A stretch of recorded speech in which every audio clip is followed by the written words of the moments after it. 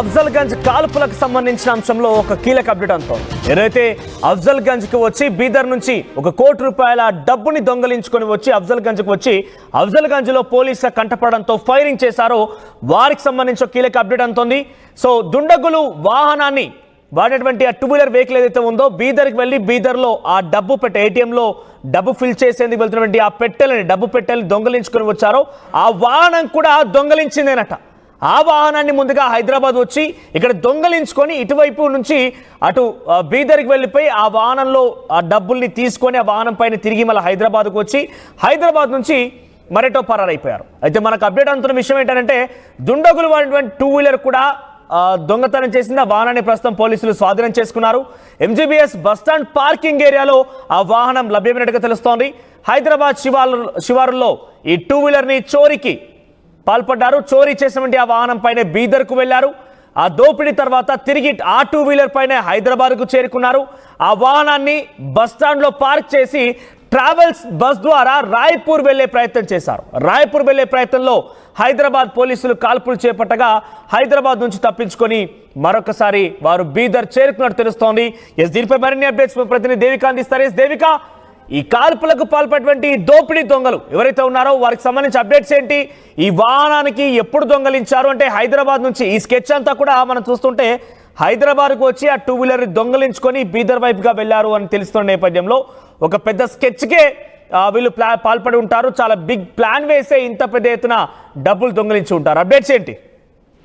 Yes Manoj, ఈ Afzalgunj firing కేసులో రోజు రోజుకి కొత్త ట్విస్ట్ అయితే బయటపడుతున్నాయని చెప్పొచ్చు. ఎవరైతే ఇద్దరు దుండగులు ఎవరైతే బీదర్ లో దాదాపుగా ₹1 కోటి పైగా దోపిడీ చేశారో వాళ్ళు పక్కా ప్లాన్ తోనే చేసినట్టుగా కూడా సమాచారం అందుతుంది. ఎందుకంటే అక్కడి నుంచి బీదర్ నుంచి ఇక్కడ రావడానికి గల కారణం కూడా ఏది తప్పుదారి పట్టించడానికి. అంటే ముందుగానే వాళ్ళు వేసిన ప్లాన్ ప్రకారం ఎక్కడ కూడా ఫోన్లు యూజ్ చేయకుండా అదే విధంగా వాళ్ళు 2-వీలర్ వాహనం ఎవరైతే దుండగులు అంటే పోలీసులు అంచనా చేసిన దాని ప్రకారం ట్రైన్లలో వస్తారు, లేకపోతే బస్సుల్లో వీళ్ళు రాష్ట్రానికి పారిపోతున్నారు అంటూ కూడా బస్సులు ట్రైన్లు ఏ విధంగా నిఘా పెట్టాలన్న విషయం కూడా తెలిసిందే. కానీ వీళ్ళు మాత్రం 2-వీలర్ మీద ఏ విధంగా అయితే ట్రావెల్ చేశారో దాన్ని 2-వీలర్ ని మాత్రం పోలీసులు స్వాధీనం చేసుకున్నట్టుగా తెలుస్తుంది. అదే విధంగా ఇది ఈ ఏదైతే 2-వీలర్ ఉందో ఎంజీపీఎస్ ఏదైతే బస్ స్టాండ్ పార్కింగ్ ఏరియాలో స్వాధీనమైనట్టుగా కూడా పోలీసులు చెప్పడం జరుగుతుంది. అది ఏదైతే 2-వీలర్ ఉందో అది కూడా చోరీ చేసి మరి ఇక్కడికి తీసుకొచ్చినట్టుగా అయితే తెలుస్తుంది. ఎక్కడ కూడా ఎటువంటి ఆనవాళ్లు దొరకకుండా 2 సార్లు బట్టలు మార్చుకోవడం, అదే విధంగా 2 చోట్ల బ్యాగులు కొని ఎవరికి తెలియని ప్లేసుల్లో కంటే దట్టమైన అడవుల్లోకి వెళ్ళి బట్టలు మార్చుకొని ఆ డబ్బు ఏదైతే ఉందో ఆ డబ్బుని 2-3 సార్లు మార్చి, అంటే ఇక్కడ చూడొచ్చు సీసీటీవీ ఫుటేజ్ లో కూడా వాళ్ళు ఏ విధంగా వెళ్తున్నారు ఏంటి అంటే వాళ్ళ బట్టల ఆధారంగా అదే విధంగా బ్యాగుల ఆధారంగా పోని వాళ్ళని పట్టుకోవచ్చు అన్న ఆలోచన కూడా లేకుండా, అంటే అవకాశం కూడా పోలీసులకు ఇవ్వకుండా వాళ్ళు ఏ విధంగా పక్కా ప్లాన్ తో వచ్చారనే విషయాలు కూడా చాలా క్లియర్ గా తెలుస్తున్నాయి మనోజ్. వాళ్ళు ఎప్పటికప్పుడు బట్టలు మారుస్తూ బ్యాగ్ మారుస్తూ ఏ విధంగా పోలీసులను తప్పుదారి పట్టించారనేది కూడా చాలా క్లియర్ గా తెలుస్తుంది. ఇంత పెద్ద మొత్తంలో డబ్బును దొంగలించినటువంటి ఆ వ్యక్తులు హైదరాబాద్ కు వచ్చి హైదరాబాద్ నుంచి స్కెచ్ వేసి ఒక వెహికల్ ని దొంగలించి ఇటువైపు నుంచి బీదర్కి వెళ్ళిపోయారు. అంతా చూస్తుంటే పక్కా స్కెచ్ గా ఉంది. కానీ ఇప్పటివరకు ఈ ఘటన జరిగి 10 రోజులు కావస్తున్నా కూడా ఎక్కడ కూడా వాళ్ళ ఫొటోస్ లీక్ కాలేదు. ఎక్కడ ఏవో ఒక సీసీటీవీ ఫుటేజ్ లో కూడా వాళ్ళ ఫొటోస్ ని డిస్ప్లే చేసే ప్రయత్నం, అంటే ఎంత పక్కాగా వేశారని కూడా అర్థమవుతోంది. ఇప్పటికైనా వారి డీటెయిల్స్ కానీ వారి ఫొటోస్ కడకైనా బయట పోలీసుల ద్వారా తెలుస్తున్నాయా, బయట లీక్ అవుతున్నాయా? ఎస్ మనోజ్, ముందుగా పోలీసులు చెప్పిన సమాచారం బట్టి ఇదంతా కూడా అమిత్ గ్యాంగ్ లేదా మనీష్ గ్యాంగే చేస్తున్నారంటూ కూడా పోలీసులు కొంత సమాచారం ఇచ్చినప్పటికీ కూడా ప్రస్తుతానికైతే ఇద్దరు కూడా అంటే ఏదైతే ఇప్పుడు అమిత్ గ్యాంగ్ అలాగే మనీష్ గ్యాంగ్ ఏదైతే ఉందో వీళ్ళు కాదు అంటూ కూడా పోలీసులు చెప్పడం జరుగుతుంది.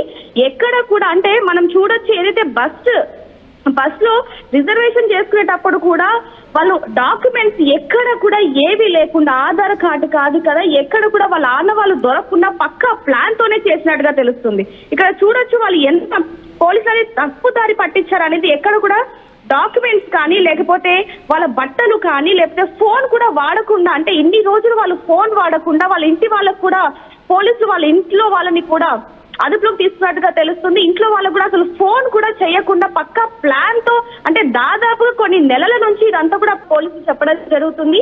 ఎక్కడ కూడా అంటే మనం చూడొచ్చు, ఏదైతే బస్ లో రిజర్వేషన్ చేసుకునేటప్పుడు కూడా వాళ్ళు డాక్యుమెంట్స్ ఎక్కడ కూడా ఏవి లేకుండా, ఆధార్ కార్డు కాదు కదా, ఎక్కడ కూడా వాళ్ళ ఆనవాళ్ళు దొరకకుండా పక్కా ప్లాన్ తోనే చేసినట్టుగా తెలుస్తుంది. ఇక్కడ చూడొచ్చు వాళ్ళు ఎంత పోలీసులు తప్పుదారి పట్టించారు అనేది. ఎక్కడ కూడా డాక్యుమెంట్స్ కానీ, లేకపోతే వాళ్ళ బట్టలు కానీ, లేకపోతే ఫోన్ కూడా వాడకుండా, అంటే ఇన్ని రోజులు వాళ్ళు ఫోన్ వాడకుండా వాళ్ళ ఇంటి వాళ్ళకు కూడా పోలీసులు వాళ్ళ ఇంట్లో వాళ్ళని కూడా అదుపులోకి తీసుకున్నట్టుగా తెలుస్తుంది. ఇంట్లో వాళ్ళకు కూడా అసలు ఫోన్ కూడా చేయకుండా పక్కా ప్లాన్ తో, అంటే దాదాపుగా కొన్ని నెలల నుంచి ఇదంతా కూడా ప్లాన్ చేసుకొని ఎక్కడ దొరకకుండా ఈ విధంగా మొత్తం కూడా జాగ్రత్త పడి వాళ్ళు దోపిడీ చేసినట్టుగా అయితే చాలా క్లియర్ గా తెలుస్తుంది. మరి దీనికి సంబంధించి వాళ్ళు దుండగులు ఇక్కడ నుంచి 2 వీలర్ మీద, అంటే ఎవరు కూడా ఊహించని పరిస్థితి మనోజ్. అంటే ఎవరైనా దోపిడీ చేసిన దేవిక, బైక్ ని దొంగలించిన నేపథ్యంలో బైక్ ఓనర్ కంప్లైంట్ రేజ్ చేసే ఉంటారో, దానికి సంబంధించి ఎప్పుడు కంప్లైంట్ ఫైల్ అయింది? ఏ రోజైతే ఈ దోపిడీ జరిగిందో ఆ తరువాత కొద్ది రోజులకి పోలీసులకి తమ వెహికల్ పోయింది అంటూ కూడా ఆ వెహికల్ యజమాని కంప్లైంట్ ఇచ్చినట్టుగా అయితే తెలుస్తుంది మనోజ్.